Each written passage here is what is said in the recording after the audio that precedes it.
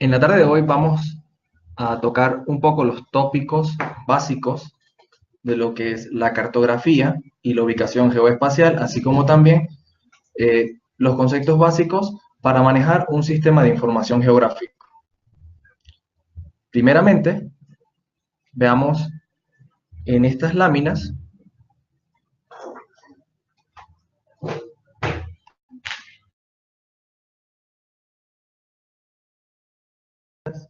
de cartografía y ubicación geoespacial.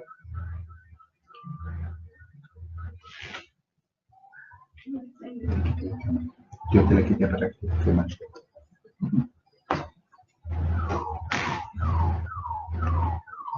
El contenido va a ser una definición de cartografía, los orígenes de la cartografía, la finalidad de esta, o sea, por qué cartografiamos nuestro territorio, elementos de cartografía básica como clasificación de los mapas, mapeo de la información o cómo organizamos esta información y la información marginal, los elementos básicos, continuamos, los elementos básicos de los mapas, las coordenadas, la escala, los símbolos con los que representamos objetos espaciales, la toponimia, tamaños de los mapas, introducción a los GPS.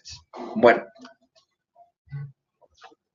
la definición de cartografía es el arte y ciencia de representar el espacio real o imaginado mediante diferentes tipos de dibujo o representaciones digitales.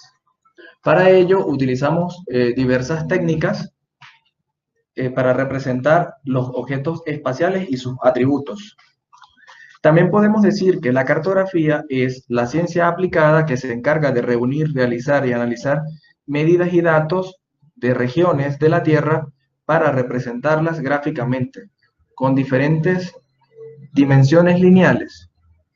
Ahora, por extensión, también se denomina cartografía a un conjunto de documentos territoriales definidos a un ámbito concreto de estudio. Por ejemplo, esa imagen que se muestra es un mapa que tiene como fondo la división político-territorial del Estado Mérida y corresponde a los usos de suelo que se tienen para esa zona, para ese determinado año. Es decir, se está cartografiando la situación espacial de esta zona. Hablamos de la cartografía como un sistema de comunicación y que ésta posee un método de trabajo. Como un sistema de comunicación, porque ya que integra diferentes tipos de información, estas permite hacer un análisis de variables, se aplica a múltiples disciplinas y lo que da como resultado es una representación gráfica de una situación. Es decir, con la cartografía se modela de alguna manera el territorio. Posee un método de trabajo, ya que es básicamente la aplicación del método científico, ya que se recogen los datos, estos datos se seleccionan, se manipulan, se generalizan para mostrar lo que necesitamos para que el usuario final o el que va a leer el mapa pueda hacer una interpretación correcta de lo que estamos mostrando. Es por esto que es un sistema de comunicación, porque es un documento que yo le puedo facilitar a cualquier persona del mundo. Si está bien representado, esta persona puede entender la situación o el fenómeno que yo estoy tratando de representar mediante este documento. Los orígenes de la cartografía. La historia de la cartografía es la historia de la lucha de la humanidad por descubrir métodos que permitan percibir y representar distintas zonas conocidas. El mapa más antiguo es objeto de polémica, porque la definición de mapa no es unívoca o única, porque pone la creación de los porque la creación de los mapas se utilizaron diversos materiales. Por ejemplo, se utilizó la pintura en mural y también los mapas grabados en roca, que es el caso de este mapa al que hago mención acá. Este mapa al que hago mención acá, que es un mapa de babilonio que data de más de 4.500 años de antigüedad. La finalidad de la cartografía.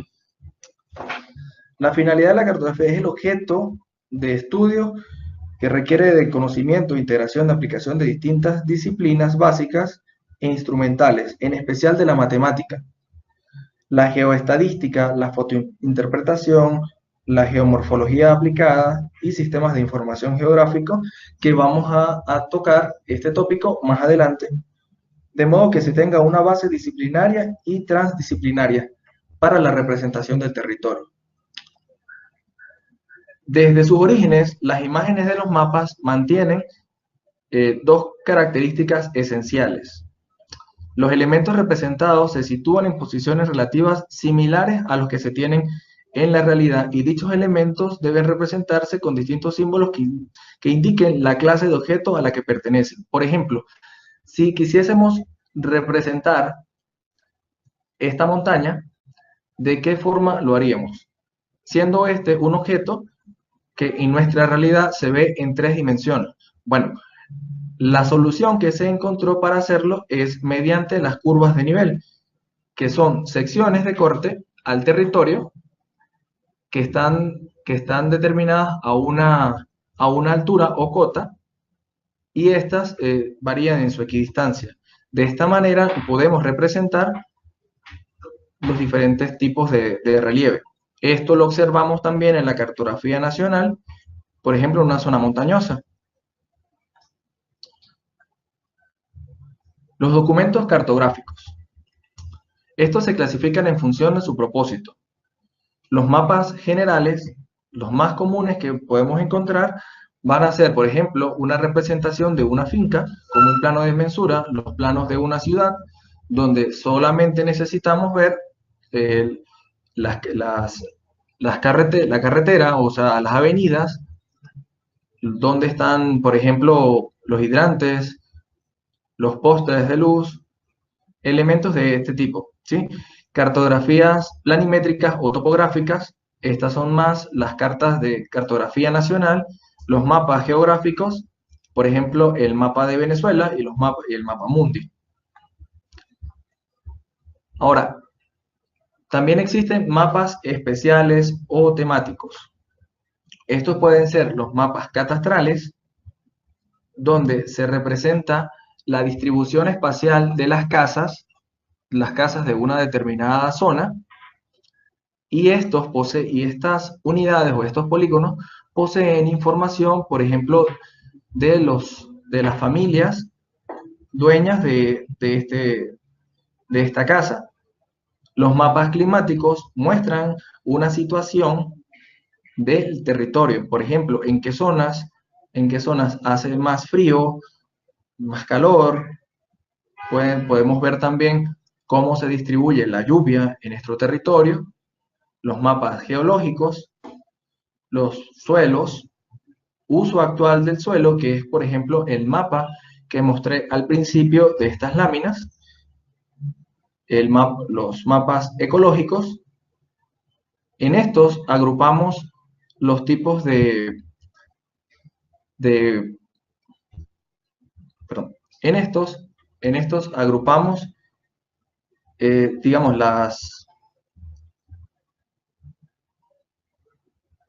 en estos agrupamos los diferentes tipos de seres vivos según sea la zona donde se desarrollan.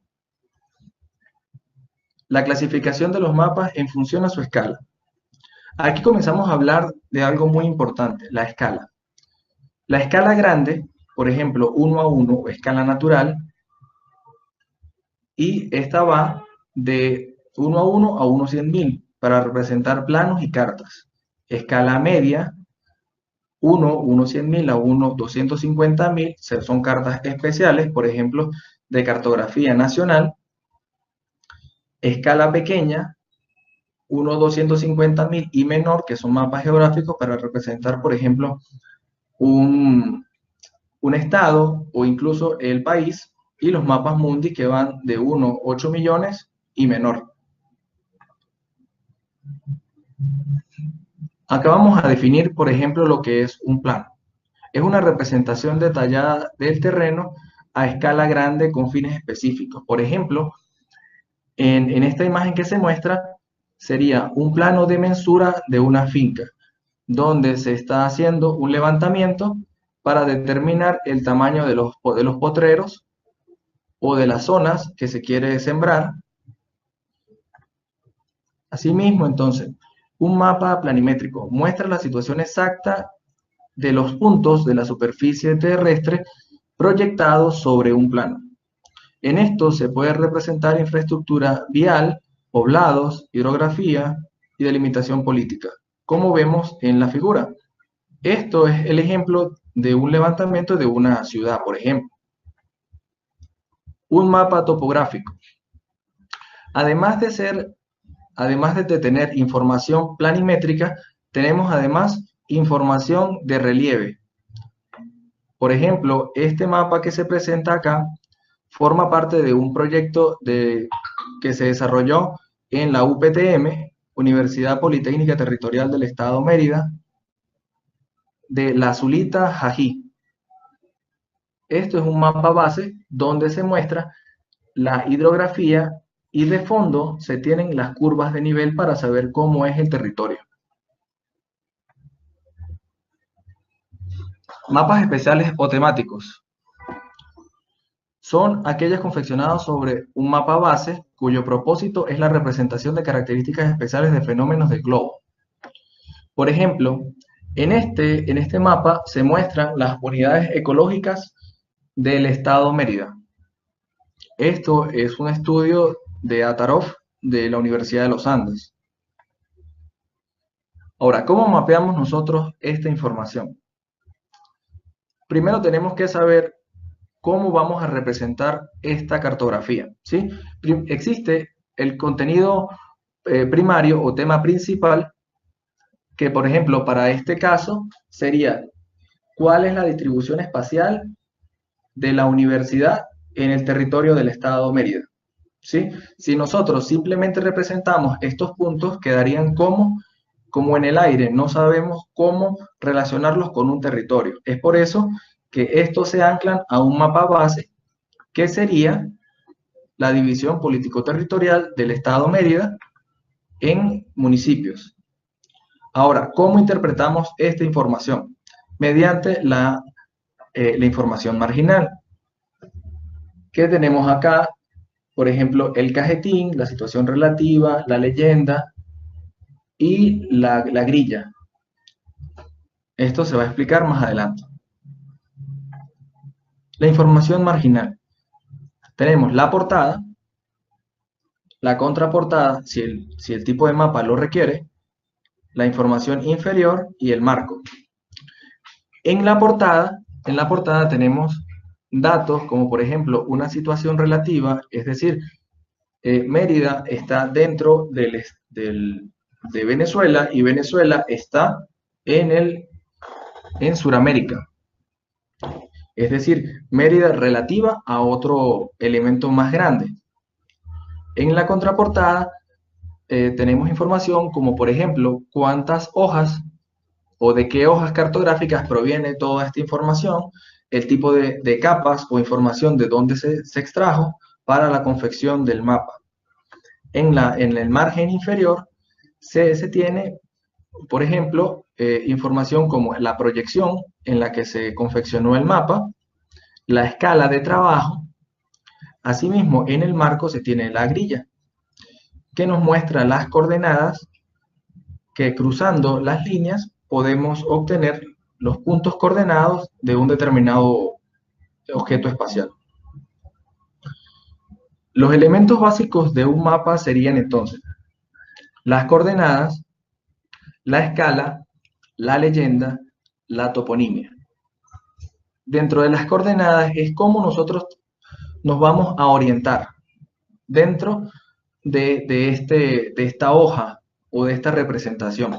Tenemos en sí la orientación mediante el norte, que se representa mediante flechas o mediante una rosa de los vientos.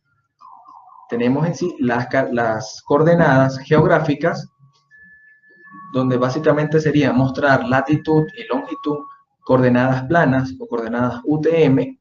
Estas se expresan en metros.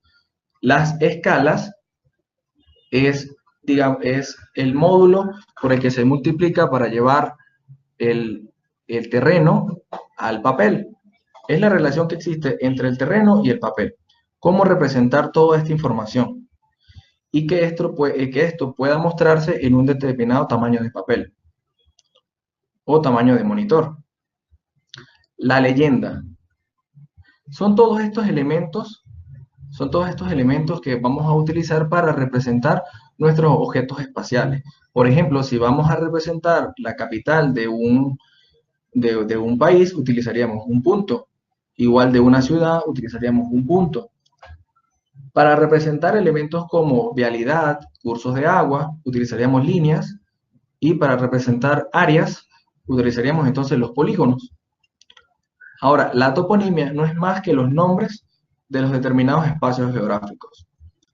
Como ya mencioné, la orientación, es importante indicar que en un mapa donde está el norte, la mayoría de los mapas están orientados con el norte hacia arriba. Ahora, esto no siempre es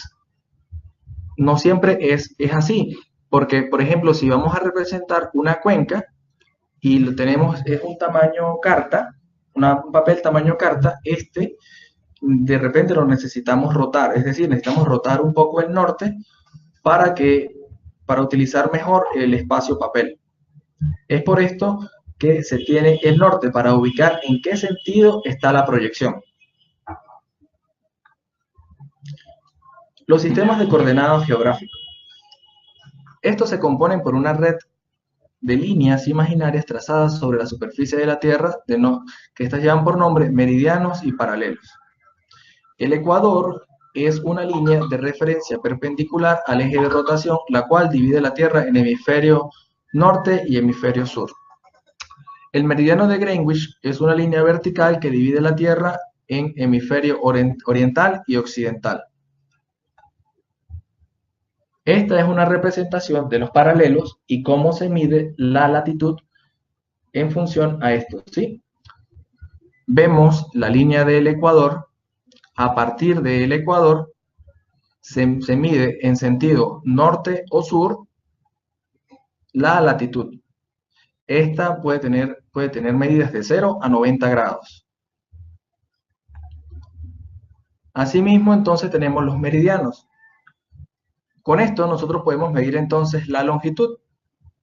Es una distancia angular entre un punto de la superficie terrestre y el meridiano de Greenwich.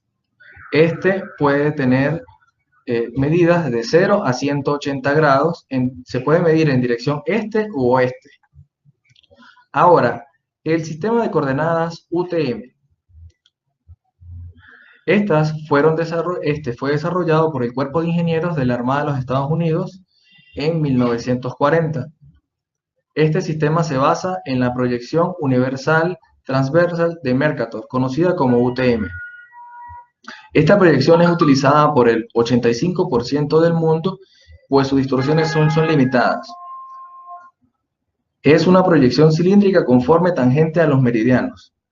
Acá hagamos un ejercicio mental y tratemos de envolver un balón de fútbol americano con una hoja de papel. ¿Cómo quedaría al nosotros tratar de envolver? Que esta hoja quede perfecta. No, jamás sería así.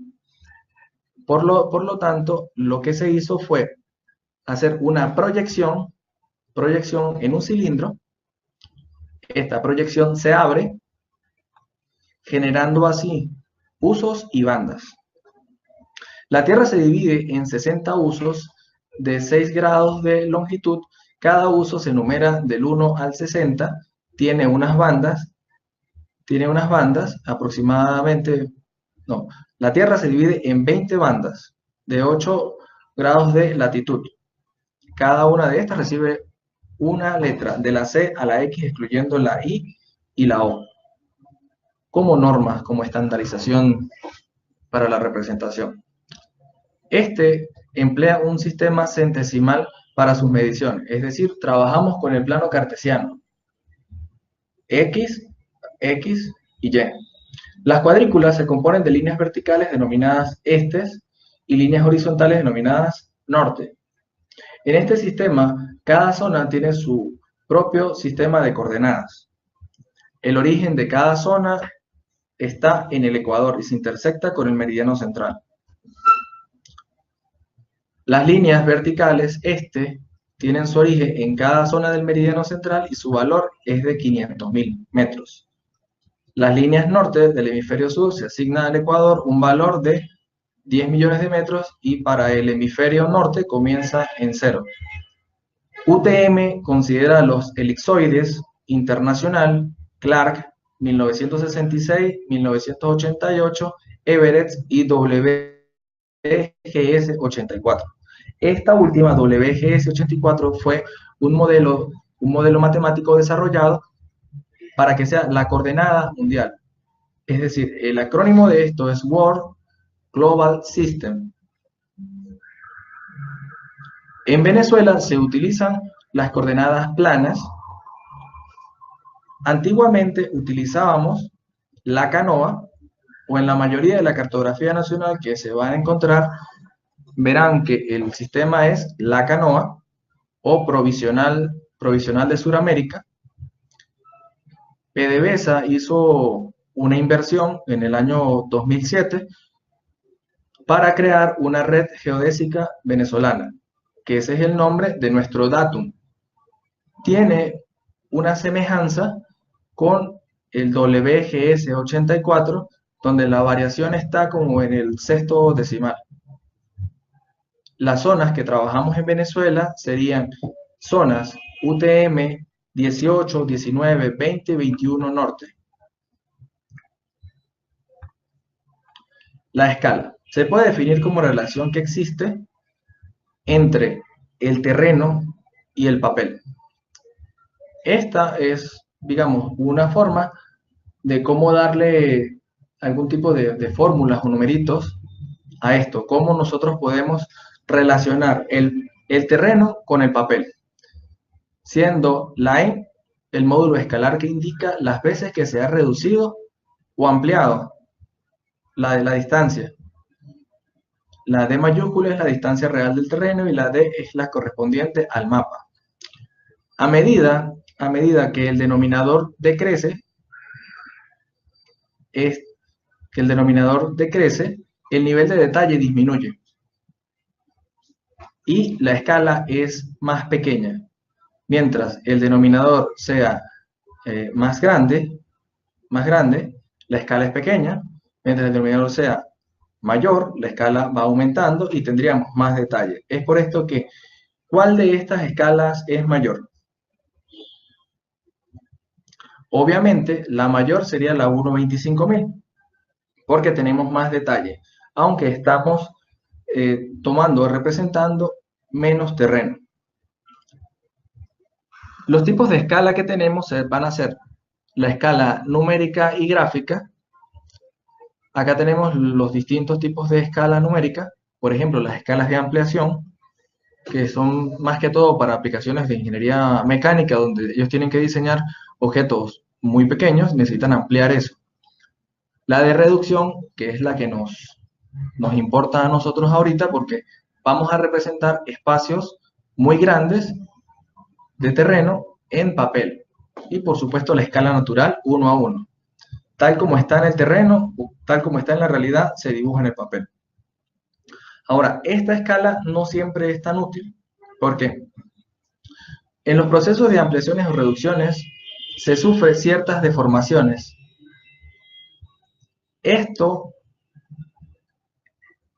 se salva utilizando las escalas gráficas, ya que como también es un dibujo o también es una representación impresa en el mismo mapa, esta deformación que pudiera sufrir el mapa lo estaría sufriendo la escala gráfica. Por lo tanto, utilizando una regla, podemos medir las distancias y estaríamos cometiendo menos error. Por ejemplo, si utilizando una regla marcamos en este punto y en este punto, él estaría representando 1000 metros. Y en la regla nosotros estamos marcando que son 5 centímetros. Cada 5 centímetros medidos en la regla representarían 1 kilómetro en el terreno. Para tener una mayor idea de cómo representar el territorio según la escala, se muestra esta diapositiva, donde, por ejemplo, para representar un mapa mundi, tendríamos que estar por encima de la escala 1/20 millones. Para representar, por ejemplo, una microcuenca, estaríamos trabajando con escala de 1/25.000, y así, con esta diapositiva, podemos tener una idea de qué representación vamos a utilizar o de qué escala estaríamos hablando, como escalas de trabajo. La leyenda. Son estos elementos que utilizamos para identificar los objetos espaciales. Por ejemplo, para identificar dónde está un aeropuerto, podemos utilizar un punto, como por ejemplo una imagen de un avión, dónde están los bancos, porque solamente necesitamos puntos coordenados. Ahora, si vamos a representar elementos continuos, como por ejemplo carreteras, carreteras, es decir, infraestructura vial, vamos a representar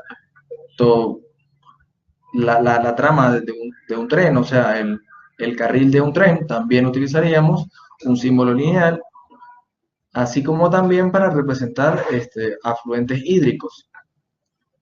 Ahora, para representar zonas o áreas, utilizaríamos los polígonos. Entonces, ¿cuáles serían los elementos geométricos básicos que utilizamos para representar nuestros objetos espaciales? Simple, puntos, líneas y polígonos. Estos se representan en forma de vector. La toponimia.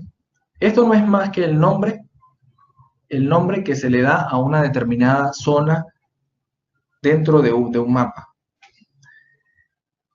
Es el primer elemento relacional entre el hombre y el medio. Ahora, los tamaños de impresión. El tamaño de los mapas está sujeto a las hojas de papel, ¿sí?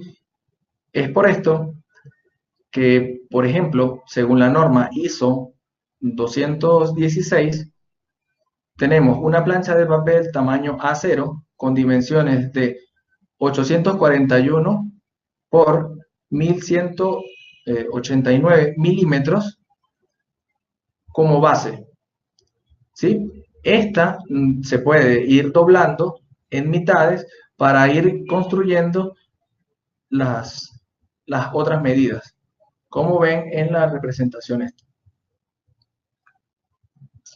Ahora vamos a dar una introducción a lo que son los GPS. Por su acrónimo en inglés, Global Positional System. Este es un sistema que permite determinar en toda la Tierra la posición de un objeto.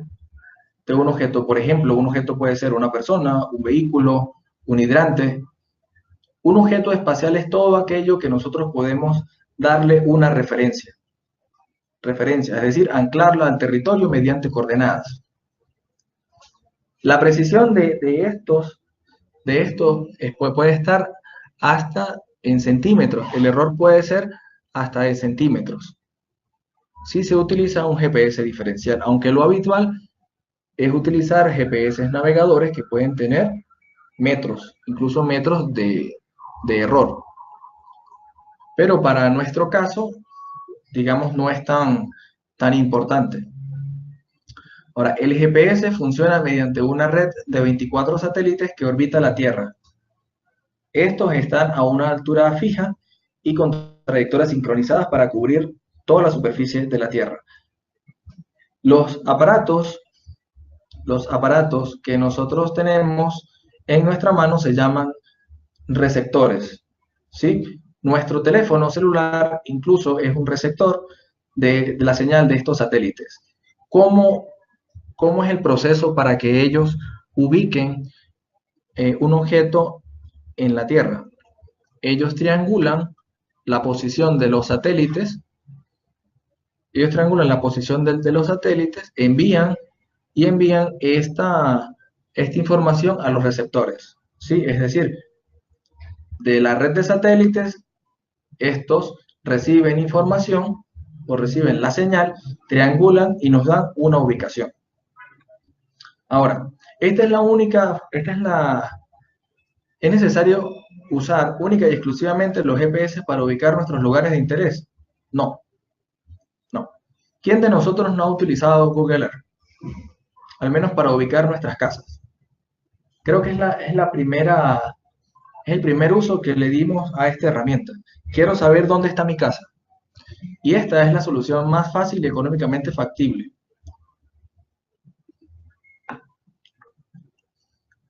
Manejar estas herramientas puede marcar la diferencia en la presentación de sus trabajos o proyectos. Por ejemplo, sin ayuda de las herramientas, no pasamos de hacer un croquis. Sin ningún tipo de referencia, nosotros acá, o otra persona que interprete este dibujo, no sabe a qué zona se está haciendo referencia, no sabe si esto es un río, si esto es una carretera, no sabemos, solamente la persona que realizó su croquis sabe cómo interpretarlo. Ahora, con la ayuda de la tecnología, podemos tener representaciones como esta. Creo que se nota la diferencia. Cualquier persona puede interpretar este mapa.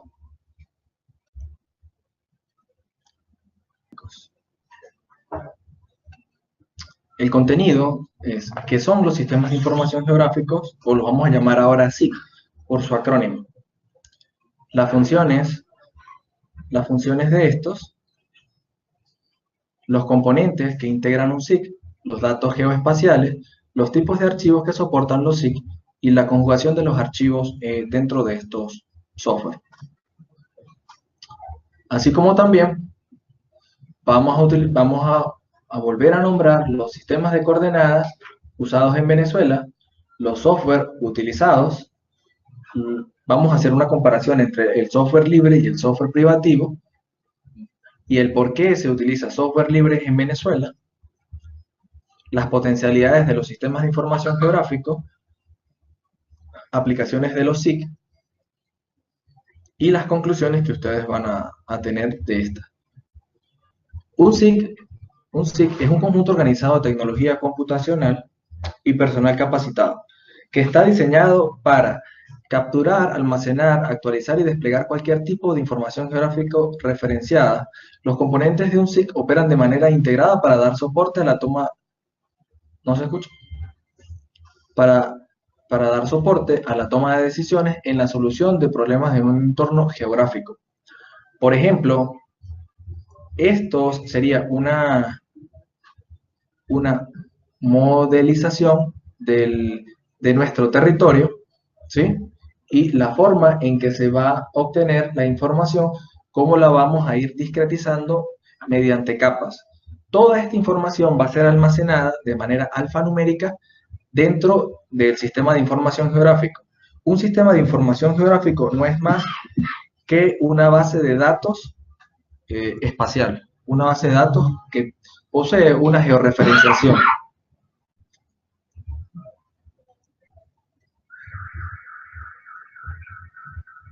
Es por esto que, bueno, las funciones de los SIG tiene almacenar, esto implica modelar la realidad y codificar numéricamente el modelo.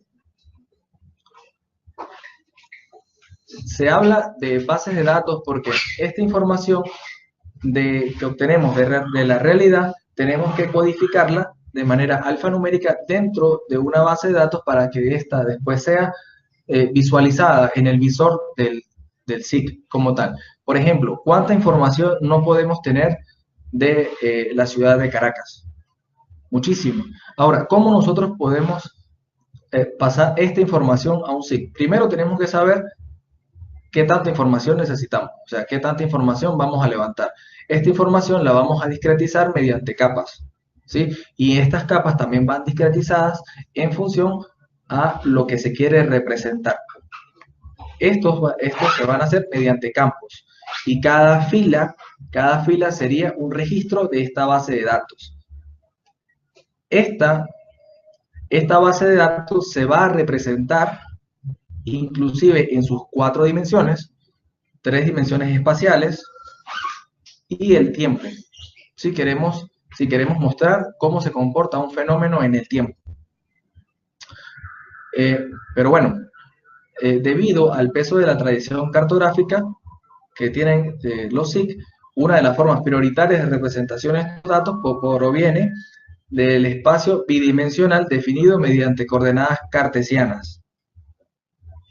¿Sí? Por ejemplo, aquí pudiéramos estar viendo una representación de lo que contiene esta base de datos dentro de este territorio.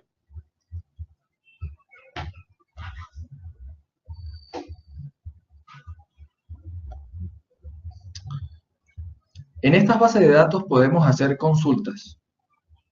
Estas pueden ser utilizando el visor, es decir, haciendo consultas sencillas, simplemente tocando algún elemento o algún objeto y que ésta nos despliegue toda la información que está contenida en la base de datos, es decir, nos mostraría todo el registro, o podemos hacer consultas un poco más especializadas dentro de la base de datos y que ésta nos muestre algún registro o algún elemento espacial al que corresponde cada registro. ¿Esto para qué? Para llegar a un análisis. Análisis sería la aplicación de las operaciones de manipulación que pueden generar nuevas capas de información, como intersecciones, extracciones, uniones de topología, manipulación de imágenes y transformaciones de formatos. Este ejemplo que se muestra acá pudiera ser un mapa donde se está analizando la vulnerabilidad de estas viviendas por ejemplo, no sé, un sismo o zonas de inundación, dependiendo de nuestro caso de estudio. ¿Sí?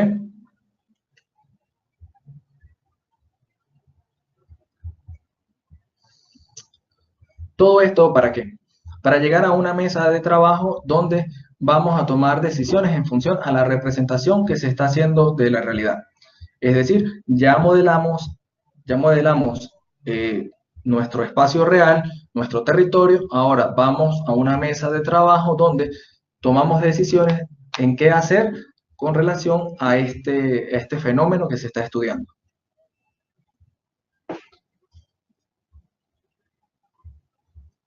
Ahora, los componentes de un SIC serían los usuarios o las personas, el hardware, el software, la información y el enfoque del que estábamos hablando ahorita en esas mesas de trabajo. Ahora, ¿cuál es el elemento principal? ¿Cuál es el elemento principal o el componente principal de un SIC? Sería el usuario, es decir, el operador SIC. Una empresa de repente puede tener las mejores máquinas del mundo, tener las licencias de los software, digamos, más robustas que existen en el mercado, la data mejor levantada que hay, pero si no se tiene el personal SIC, el personal capacitado en SIC, estos no pasan de ser un pisapapeles grande. Porque no hay quien le dé esos enfoques, no hay quien haga los estudios.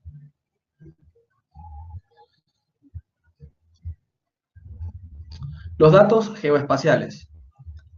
Estos son, digamos, el nombre que se le da a los objetos espaciales. Hablamos de espacial porque todo objeto posee unas coordenadas que los anclan a un territorio.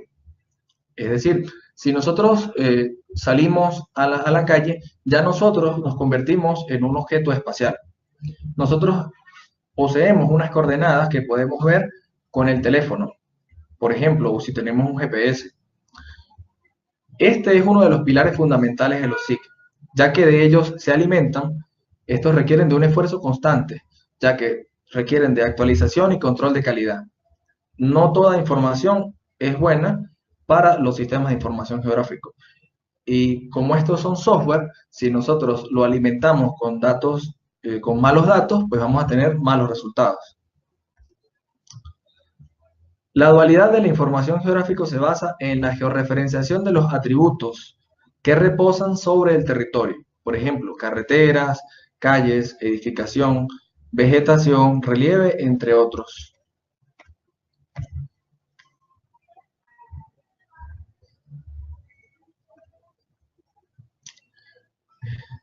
Esto, digamos, es una forma de interpretar estos datos espaciales, entendiendo que, por ejemplo, este sería nuestro territorio visto desde una imagen pancromática. Esta información o este sinnúmero de información que nos muestra esta imagen es extraída mediante capas, ¿sí? Para hacer una correcta interpretación. Acá vemos una extracción que se hace para representar, por ejemplo, zonas habitadas. Y esta sería una representación de, por ejemplo, zonas de cultivo, si se quiere llamar de alguna manera. Los tipos de archivos que manejan los SIG. Estos son vectoriales. Son aquellos que para la descripción de un objeto geográfico utiliza vectores definidos por pares de coordenadas relativas a algún sistema cartográfico.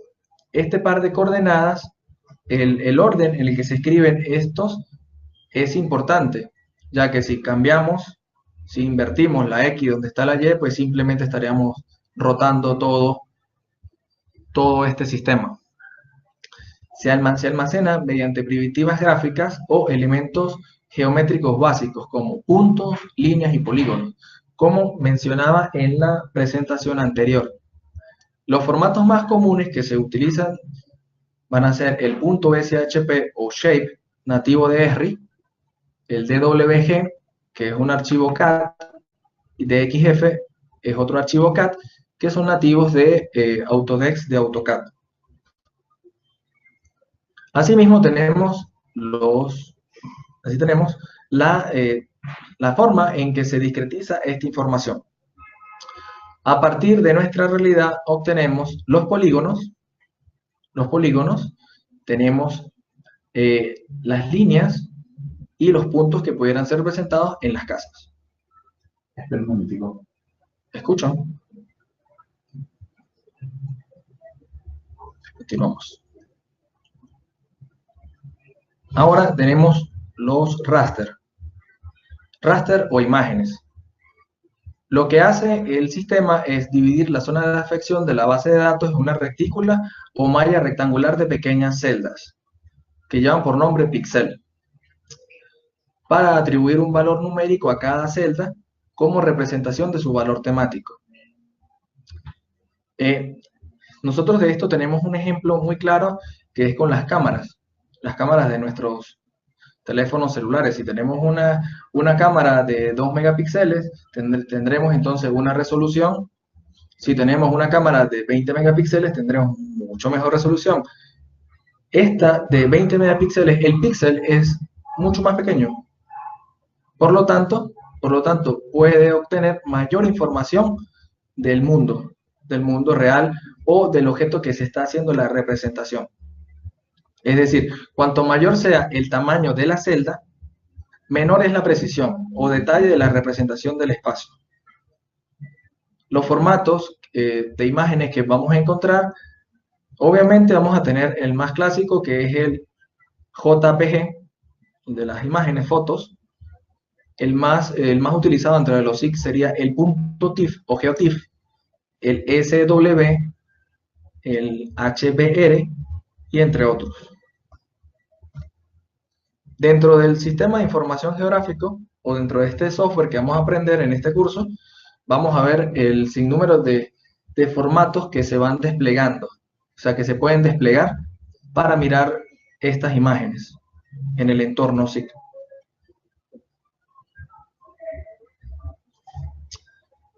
Esto, por ejemplo, es una captura de un determinado satélite que hizo un barrido a una zona de la Tierra y se representa de esta forma, ¿sí? Aquí tendremos entonces una imagen de satélite de una zona determinada. Repito.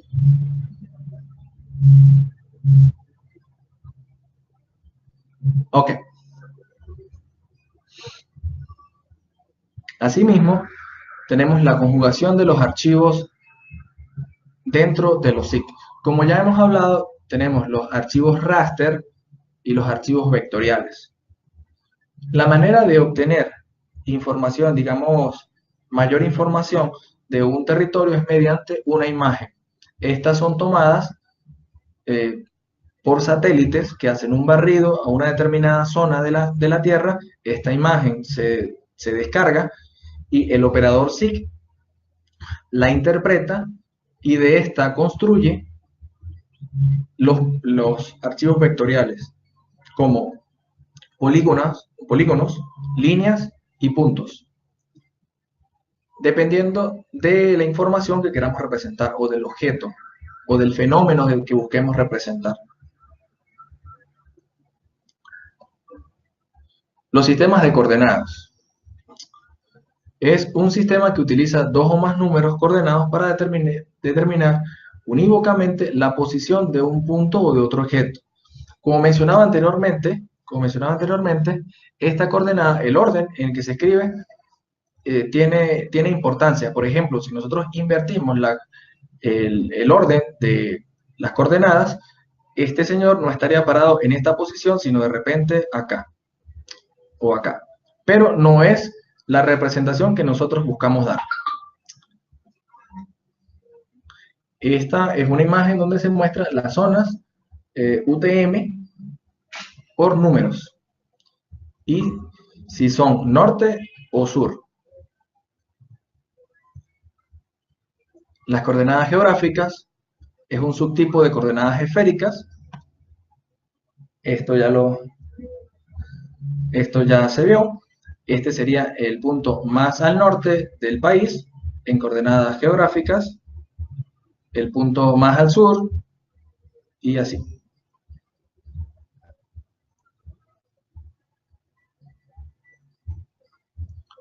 Las coordenadas proyectadas UTM. Como ya se dijo, es una representación cilíndrica y para Venezuela utilizamos el datum, RecVen y WGS 84 en sus zonas 18, 19, 20. Anteriormente se utilizaba la Canova, inclusive todavía se encuentran cartas, están hechas en provisional de Sudamérica del año 56.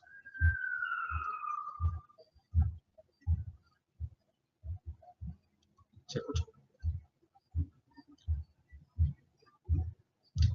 Estos son algunos de los tipos de proyecciones que podemos encontrar. Para representar los polos, que es donde, digamos, falla este sistema de proyección cilíndrica, tenemos entonces la proyección cónica, como vemos acá. Esto depende del país o de la zona que nosotros queramos utilizar el datum.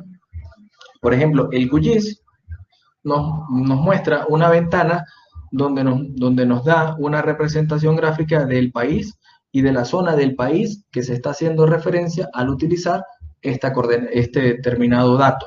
Eso lo veremos en el software. Algunos software utilizados. El más común de todos, el más robusto y el que tiene más tiempo en el mercado, el ArcGIS, el MapInfo, el Global Mapper. El Global Mapper brinda algunas posibilidades de acortar pasos para algún tipo de análisis espacial, que como por ejemplo en el ArcGIS tardaría un rato más, pero este acorta. Y DRISI es más que todo para el análisis de terrenos y imágenes de satélite. El QGIS, dentro de los software libres, es el más utilizado en el mundo. Es muy parecido al ArcGIS. El GBSIC fue creado por la Comunidad Valenciana en España. El Cosmos creo que fue la primera, el primer software que se comenzó a montar QGIS de los sistemas de información geográfico. Y el DivaGIS, que es un software utilizado más que todo en el área del agro.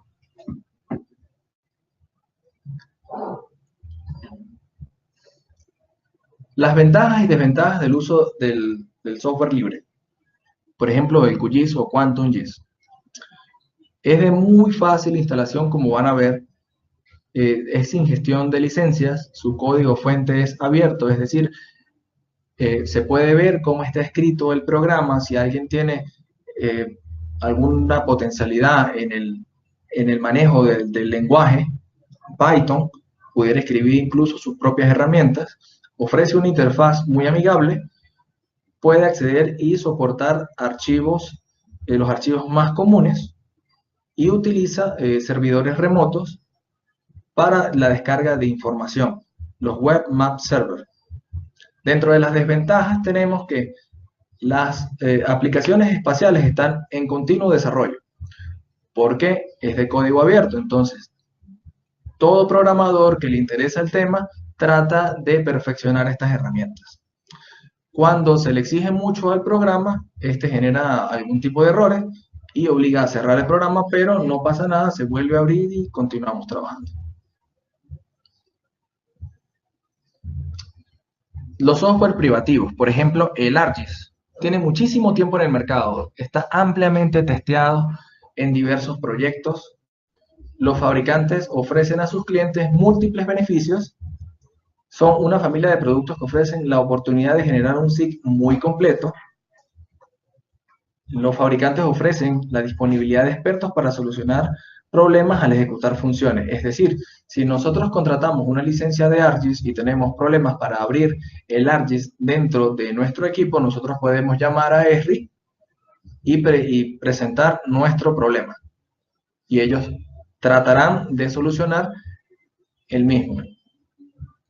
Inclusive ofrecen capacitación a los usuarios. Por ejemplo, yo contrato la licencia y yo necesito realizar un determinado estudio. Ellos tienen especialistas en el tema y brindan capacitaciones. Las desventajas. Las licencias son muy costosas, y más para países como Venezuela o el resto de Latinoamérica, ¿sí? La instalación es algo complicada y requiere de conocimientos avanzados de informática. Con el tiempo se multiplica el número de usuarios. ¿A qué me refiero con esto? Normalmente una empresa contrata una o dos licencias, por lo costosas. Y estas licencias se comparten en red a las computadoras que van a utilizar. Es por esto que el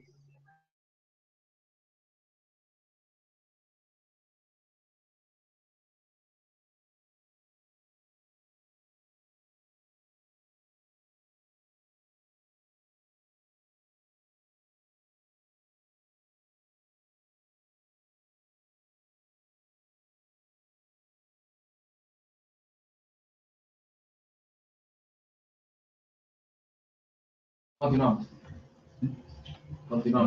Continuamos. Continuamos. El software de propietario y está cerrado a otras tecnologías.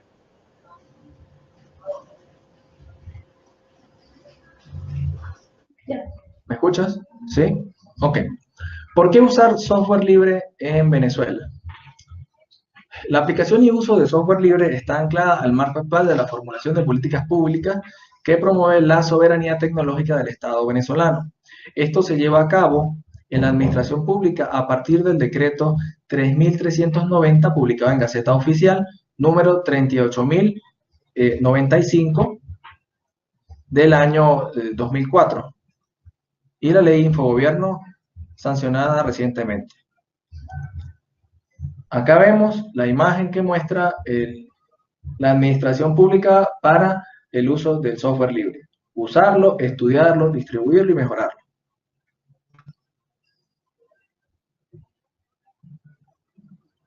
Las potencialidades de los sistemas de información geográfico es todo esto para lo que podemos utilizar los SIG. Como por ejemplo, obtener información sobre aspectos normalmente no indicados en los mapas tradicionales. O sea, podemos crear nuestros propios mapas, nuestras propias representaciones de nuestros estudios. Permite obtener información a un costo mucho menor. ¿Por qué? Porque podemos tener acceso a mucha información sin necesidad de ir a campo. Ir a campo es muy costoso. Mantener un equipo que levante información en campo es muy costoso. Ahora, si nos toca enviar estos estos equipos a levantar información, la actualización de la información es muy rápida. Simplemente con mandar un mensaje de texto ya estamos actualizando, estamos mostrando unas coordenadas nuevas, estamos con la toma de una fotografía que tiene una referencia espacial, estaríamos actualizando nuestra base de datos.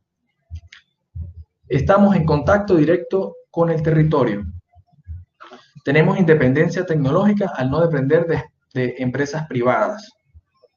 Es decir, por ejemplo, desde nuestras organizaciones como voluntarios, podemos levantar información y crear nuestros mapas. Esto ayuda a que a la retroalimentación oficial y la generada por ejemplo, voluntarios. Acelera las políticas de datos abiertos de los gobiernos. Las áreas de aplicación de los sistemas de información geográfico son como, por ejemplo, la agroalimentación, la ingeniería ambiental, la ingeniería civil, la ingeniería forestal, geológica, muy importante, la gestión de riesgos socionaturales y tecnológicos, suministro de energía, ya sea eléctrica, gas, el suministro de agua, actividades de saneamiento, gestión de residuos y descontaminación. Inclusive, estos software pueden ser utilizados para el comercio, la hotelería y turismo, comunicación, geomarketing, seguros, peritajes jurídicos, administración pública, defensa, educación y sanidad.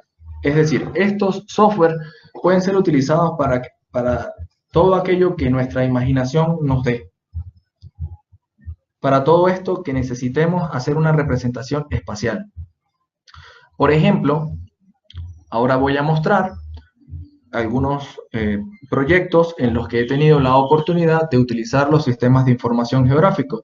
Este es el mapa base del proyecto de monitoreo multitemporal de cobertura vegetal mediante tecnologías libres de percepción remota y elementos de información geográficos para la gestión ambiental.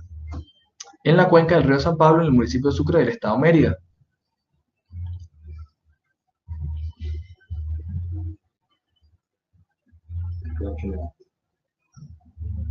¿Sí? Esta es la representación del entorno,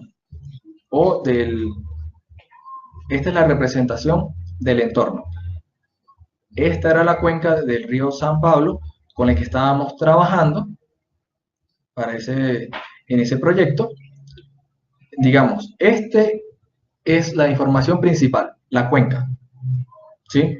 Y el mapa base, o la información secundaria, fue las curvas de nivel, los cursos de agua y la vialidad, que se acostumbra a representar en color rojo, los ríos en color azul y las curvas de nivel en color marrón.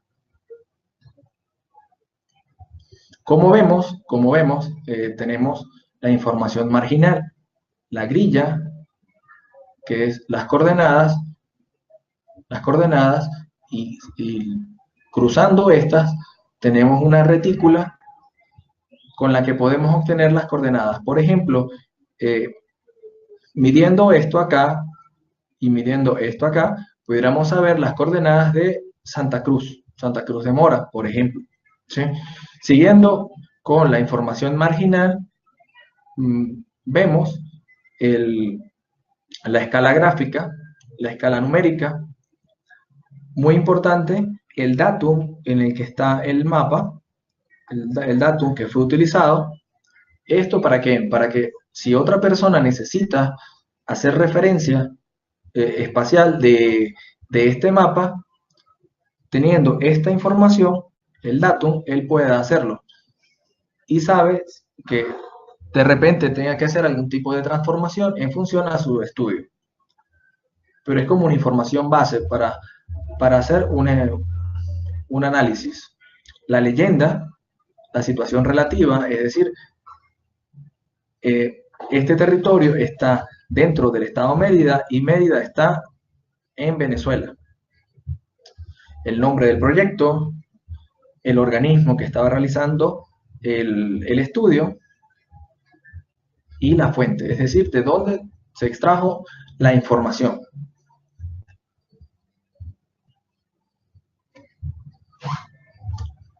Proceso de determinación de coberturas y su relación dinámica de cambios de la Tierra.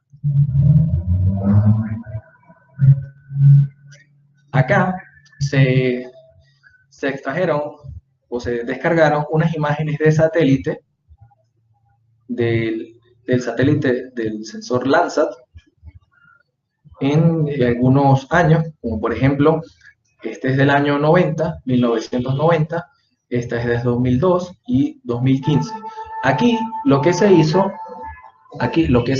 fue extraer las coberturas vegetales o los usos de la tierra para esa zona para determinar los cambios en función al tiempo.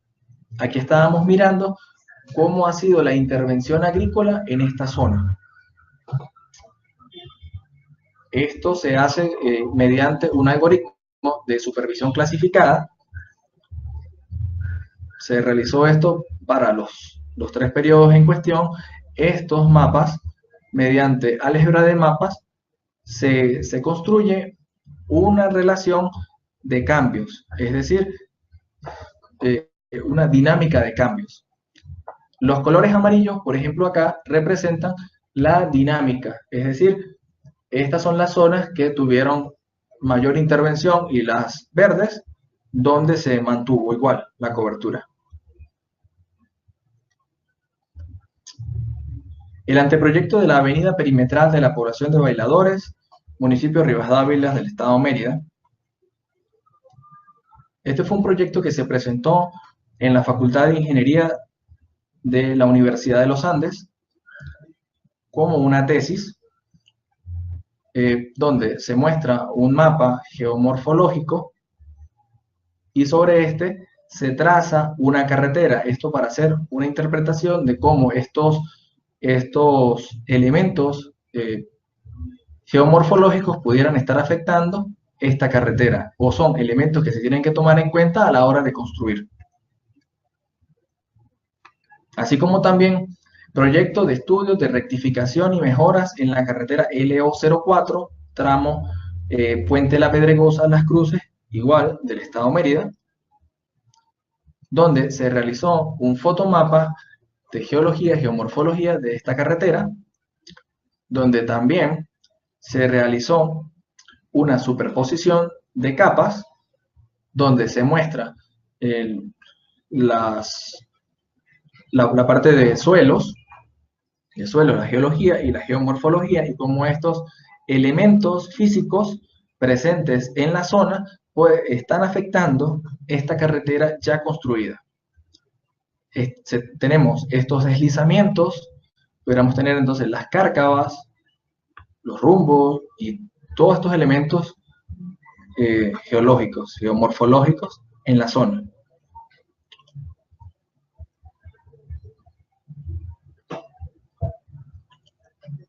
La simulación de escapes de gas cloro para la ciudad de Mérida utilizando una sectorización didáctica.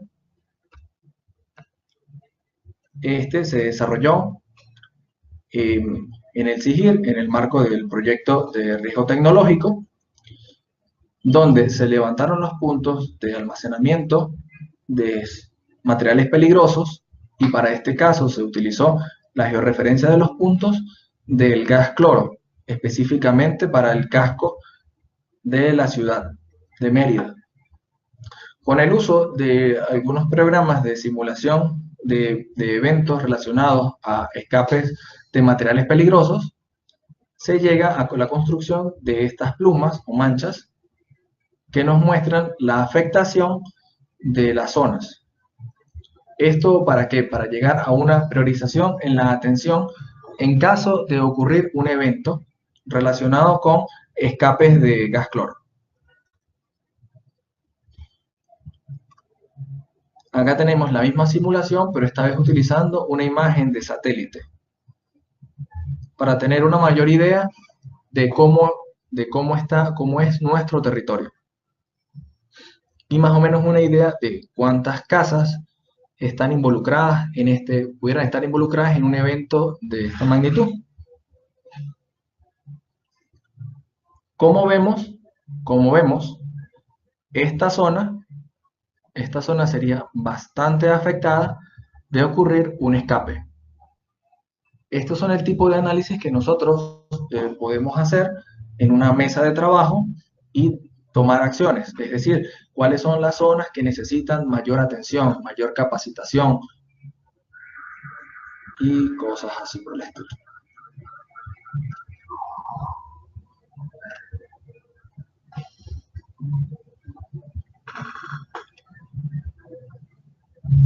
¿Continuamos?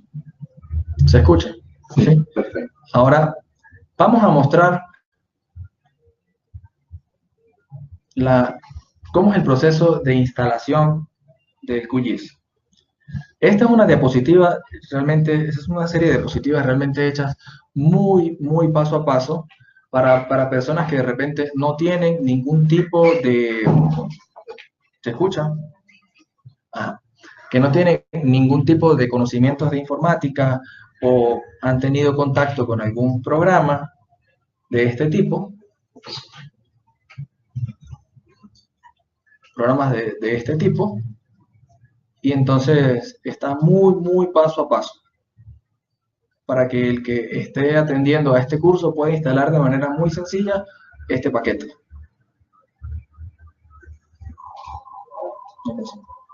No tengo tampoco.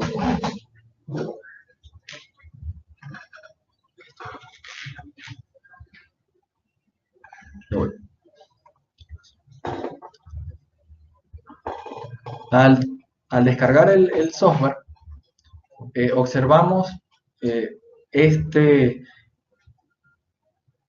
icono, QGIS, y este nombre que ven acá algo largo, depende de nuestra versión de sistema operativo que estemos utilizando, de 32 o 64 bits. Para la versión de 64 bits tendremos un 64 al final. Para la de 32 no tendremos el 64. Tienen que revisar en sus computadoras qué tipo de sistema operativo están utilizando. Bueno, al tener descargado este archivo, simplemente damos doble clic y va a comenzar el asistente de instalación, o damos botón derecho y damos clic en ejecutar como administrador. El Windows nos va a pedir permisos de instalación, es decir, si queremos permitir cambios o no en nuestra máquina. Le damos que sí. Este es el asistente de instalación de QGIS. Para continuar, damos en siguiente. Acá nos presenta el acuerdo de licencias, nos dice que es de código abierto y nos muestra cómo está escrito el programa. ¿Dejaron de escuchar? Bien, seguimos. El instalador pregunta dónde queremos alojar este programa, dónde queremos alojar el software. Por defecto se elige el disco C. Por lo general, es el disco principal donde se encuentra instalado nuestro sistema operativo. Yo recomiendo que lo instalen en el disco C para evitar errores futuros y que el programa comience a generar problemas. Damos clic en siguiente. Debemos revisar que tengamos espacio en nuestro equipo. ¿Sí? Si es un equipo que tiene demasiado uso, tenemos demasiada información, es indispensable que veamos el espacio que tenemos en este disco, en el C, en esta partición. El instalador pregunta además si queremos instalar ejemplos de lugares de Estados Unidos. Se recomienda que no se descargue, porque bueno, nosotros vamos a trabajar acá en Venezuela y esa información pues no es de nuestro interés. Continuamos el proceso. Instalar. Vemos que se muestra el proceso de instalación. Esto puede tardar más o menos, dependiendo de la capacidad de nuestro equipo, puede tardar más o menos de media hora a 5 minutos, dependiendo de la capacidad. Al concluir la instalación, nos presenta esta ventana que le decimos terminar proceso, y dentro del escritorio vamos a observar estos iconos. Vamos a tener GRASS y una carpeta que contiene el software, el QGIS. Dentro de esta carpeta tenemos esta serie de iconos el de nuestro interés va a ser QGIS Desktop 2.18.24, que es la aplicación como tal, ¿sí? Este QGIS también es la aplicación, pero viene incorporado con este otro, con GRASS. En nuestro caso no lo vamos a utilizar porque esa combinación se utiliza para análisis espaciales muy específicos, muy especializados. Dando doble clic en este icono, se nos inicia el QGIS 2.18 en su versión Las Palmas. La primera vez que se inicie... Hay una pregunta, disculpa, Ajá, Sergio, que creo que es importante sí. hacerla ahorita. Nos pregunta Freddy Muñoz si sería posible, para efectos de la continuación del curso, instalar la versión 3.4.2 Madeira. No la he testeado. No la he testeado, por lo tanto, es como... No sé. No sé. O sea, sí, si está disponible, se puede descargar, pero la interfaz va a cambiar un poco. Entonces no van a poder seguir las diapositivas de ejemplo que tengo. Yo recomiendo que descarguen la 2.18 porque es la que he testeado recientemente y no da errores, no da tanto error. Ok, la primera vez que iniciemos el software, él va a tardar un poco en abrir porque él está configurando la interfaz gráfica del usuario, está configurando todos los complementos y bueno, puede tardar un rato, como de 5 a 8 minutos dependiendo del equipo, por supuesto. Finalmente, esta es la interfaz inicial del QGIS, donde vemos todos los iconos y ventanas que nos muestran las múltiples herramientas disponibles. Como todo programa, tiene sus barras de herramientas principales: proyecto, edición, ver, capa, configuración, complementos, vectorial, raster, bases de datos, web, procesos y ayuda. Esto los voy a mostrar ya directamente con el software. Era solamente para adelantar algo con respecto a las barras de herramientas, ¿sí? Inicialmente tendremos un panel del explorador, que es como un explorador de Windows, donde nosotros podemos abrir la ubicación de nuestros proyectos y podemos arrastrar las capas o las imágenes que tengamos y se van a desplegar en un nuevo proyecto. Si, como en nuestro caso, como en nuestro caso, nos estamos iniciando en el QGIS y no tenemos capas, pues se puede cerrar para que no ocupe tanto espacio en el visualizador de trabajo o en el canvas. Las capas se van a ir cargando en el panel de capas. Este se debe organizar teniendo en cuenta el orden, digamos, primitivo de las geometrías. Es decir, primero se representan los puntos, luego las líneas y luego los polígonos, para que uno no superponga al otro y no se observe bien. Siguiendo esto, pueden instalar el software tranquilamente. No creo que tengan inconvenientes con eso. Muy bien. Una pregunta por aquí, Sergio. ¿En qué dirección pudiera ubicarse El el software, link para el software? ya lo muestro. No tenemos conexión. Aquí está. Vamos a intentar de nuevo.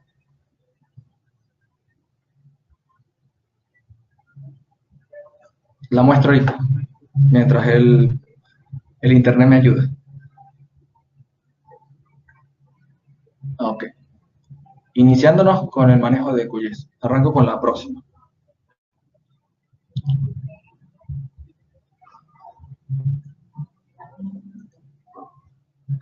Acá voy a mostrar, digamos, una parte muy básica del manejo con el QGIS,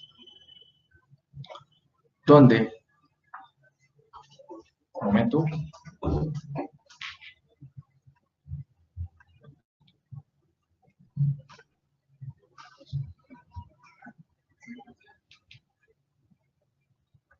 sí, ok.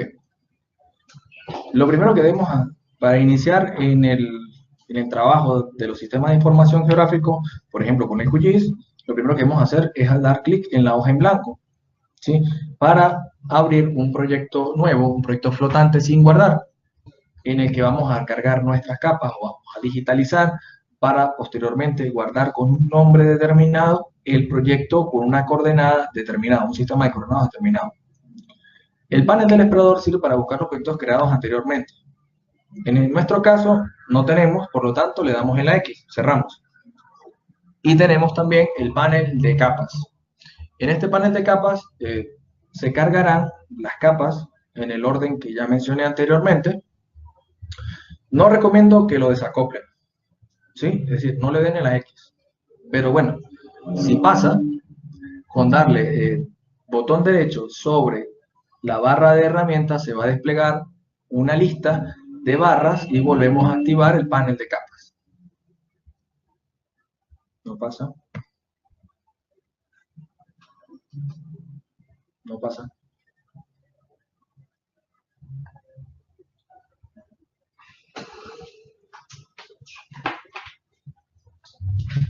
Pasó. Ya.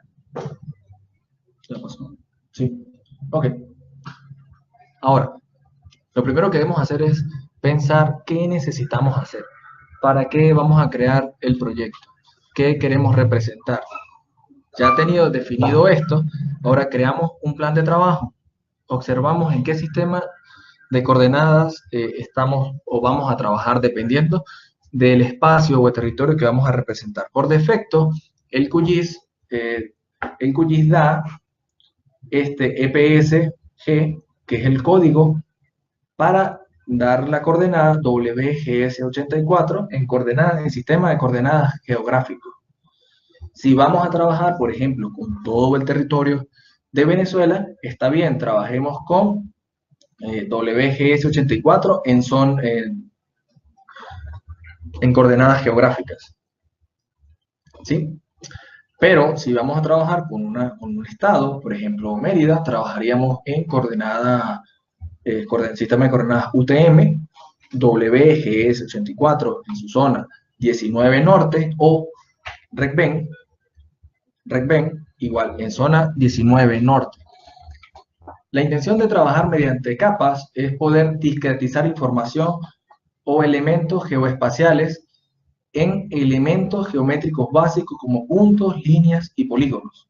Es decir, cómo nosotros podemos ir extrayendo la información del territorio de manera organizada para no perdernos en todo este mundo de información y mostrar realmente lo que queremos mostrar. Ahora, ya creado este proyecto flotante, vamos al proyecto, propiedades del proyecto. Acá tenemos una pestaña de general para dar nombre a nuestro proyecto, darle un título. Podemos editar también cómo queremos que se vea la selección de los elementos cuando los seleccionemos, el fondo de trabajo que tengamos, el sistema de coordenadas, el sistema de referencias de coordenadas. También podemos editarlo desde acá. Simplemente editamos lo que vamos a editar, damos clic en aplicar y aceptar. Si queremos cambiar el sistema de coordenadas, por ejemplo, a UTM, para comenzar a trabajar en UTM, tenemos dos opciones. Si conocemos el código EPS, lo escribimos y él nos direcciona rápidamente al sistema de coordenadas que queremos trabajar, ¿sí?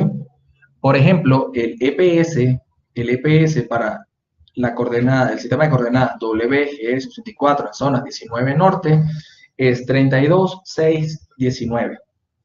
Si vamos a trabajar en zona 18, el 19 cambiaría por 18, zona 20 cambia por 20 y así. Si vamos a trabajar, por ejemplo, con RECBEN, el EPSG sería 2202 para zona 19 norte. Damos clic en aplicar y aceptar. Ahora, los tipos de datos soportados en QGIS. Como ya mencionamos, podemos cargarle elementos vectoriales en formato .shape, .shp, y raster o imágenes con formatos como IMG o .tif. Utilizando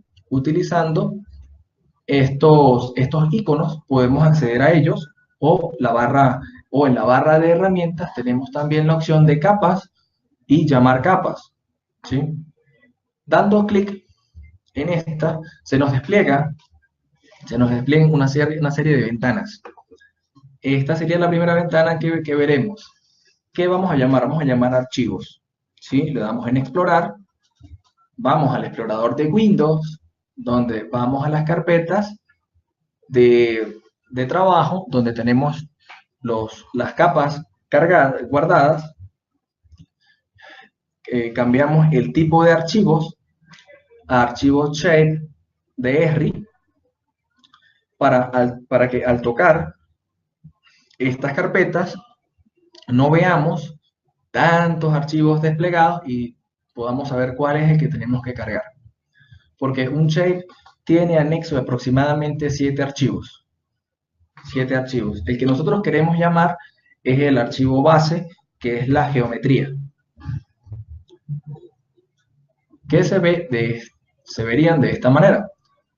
El nombre de la capa, .shp, que es la extensión. Lo seleccionamos, damos clic en abrir, volvemos a dar clic en abrir en esta otra ventana y este sería el resultado. Tenemos el mapa de Venezuela cargado en nuestro QGIS. Vemos que como es el mapa de Venezuela, el sistema de coordenadas que necesitamos es un sistema de coordenadas en coordenadas geográficas. Si vamos a trabajar con, por ejemplo, Mérida, hacemos un corte y hacemos un corte, solamente seleccionamos la capa o el elemento geográfico, guardamos y le cambiamos el sistema de coordenadas tanto a la capa como al proyecto. Para llamar un raster, el procedimiento es el mismo. Donde cambia es en este elemento que dice todos los archivos, buscamos geotiff, y nos va a mostrar el elemento que queremos cargar, ¿sí? Que tendría este icono que vemos ahí, que es como una imagen, algo así en un cuadrito. Finalmente, este sería el resultado, ¿sí? Acabamos de cargar, por ejemplo, un modelo digital de elevación para la zona de los Andes. Ahora, los invito a replicar esto en sus computadoras.